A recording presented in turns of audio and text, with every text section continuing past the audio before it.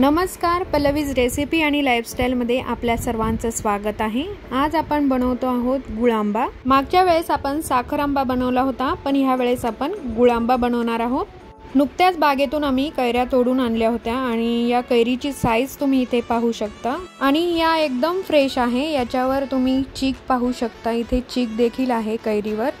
याचा अर्थ या कैऱ्या एकदम फ्रेश आहेत। खूपच मोठी अशी ही कैरी आहे आणि अशाच पद्धतीने इथे दोन अजून कैऱ्या आहेत, त्या देखील खूप मोठ्या आहेत। मोठ्या कैऱ्या असल्यामुळे इथे गुळांबा देखील जास्त प्रमाणात तयार होणार आहे। आता या कैऱ्यांवर खूप चीक असल्यामुळे या 2 ते 3 वेळेस आपल्याला धुवून घ्यायचे आहे स्वच्छ पाण्याने। हे पहा, अशा चोळून या कैऱ्या आपल्याला धुवून घ्यायच्या आहे। याच्यावरचा चीक जो आहे तो संपूर्ण आपल्याला काढून घ्यायचा आहे। कैऱ्या स्वच्छ धुतल्यानंतर आता आपल्याला त्या पुसून देखील घ्यायच्या आहेत।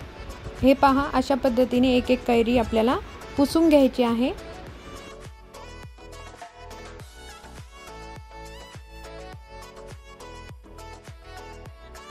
यावरील चीक आता पूर्णपणे निघून गेलेला आहे, तरी देखील आपल्याला ही पुढची साइड आणि मागची साइड कैरीची कापून घ्यायची आहे।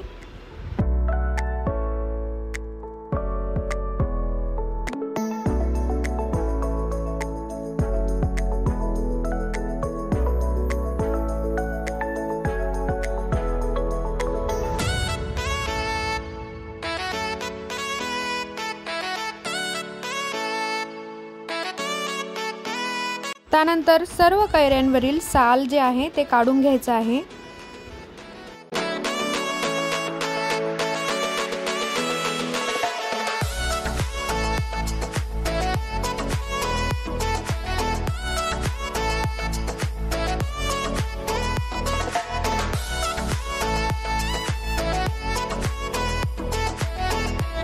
आता सर्व कैऱ्यांवरील साल काढून घेतलेला आहे। आता या कैऱ्या आपल्याला किसून घ्यायच्या आहेत। हे पहा, अशा पद्धतीने।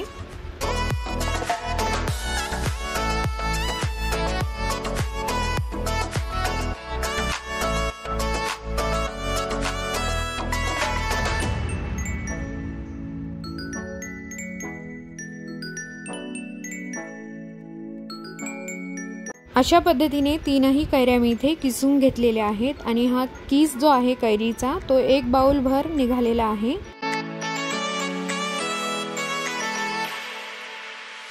आता हा किस आपल्याला एका पॅन मध्ये ऍड करायचा आहे।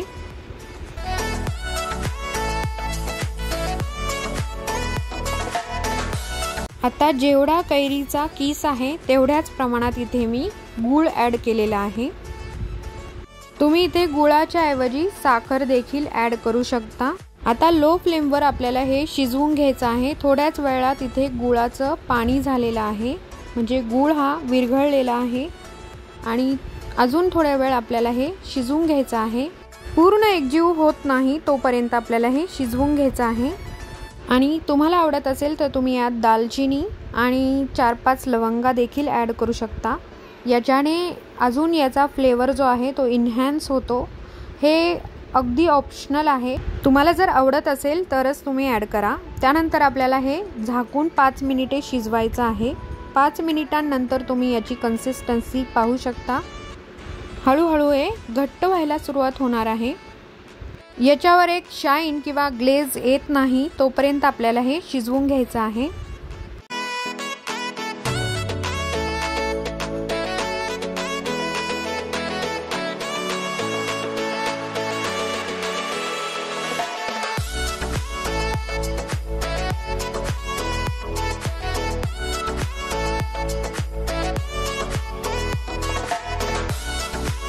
आता इथे याचा कलर पाहून तुमच्या लक्षात आले असेल की आता आपला गुळांबा जो आहे तो तयार झालेला आहे। याच्यावर किती छान शाईन आलेली आहे, तुम्ही इथे पाहू शकता। या स्टेजला मी इथे गॅस बंद केलेला आहे। आता हे पूर्ण थंड होऊन द्यायचं आहे। त्यानंतर आपण एका एअर टाईट कंटेनर मध्ये हे स्टोर करून ठेवणार आहोत। लक्षात ठेवायचं आहे, हा गुळांबा आपल्याला पूर्णपणे थंड झाल्यानंतरच एका बरणीमध्ये भरून ठेवायचा आहे।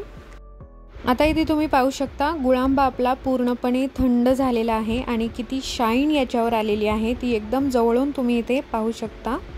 आणि जसा तो थंड होतो तसा तो अजूनही घट्ट होतो, त्यामुळे इथे एकदम जॅमसारखा हा तयार झालेला आहे। आय होप तुम्हाला माझी आजची ही गुळांब्याची रेसिपी नक्की आवडली असेल। आवडल्यास लाईक करा, शेअर करा आणि अजूनपर्यंत आपल्या पल्लवीज रेसिपी आणि लाईफस्टाईल चॅनलला सबस्क्राईब केलं नसेल तर लगेच सबस्क्राईब करून बेल आयकॉन प्रेस करा। थँक्यू।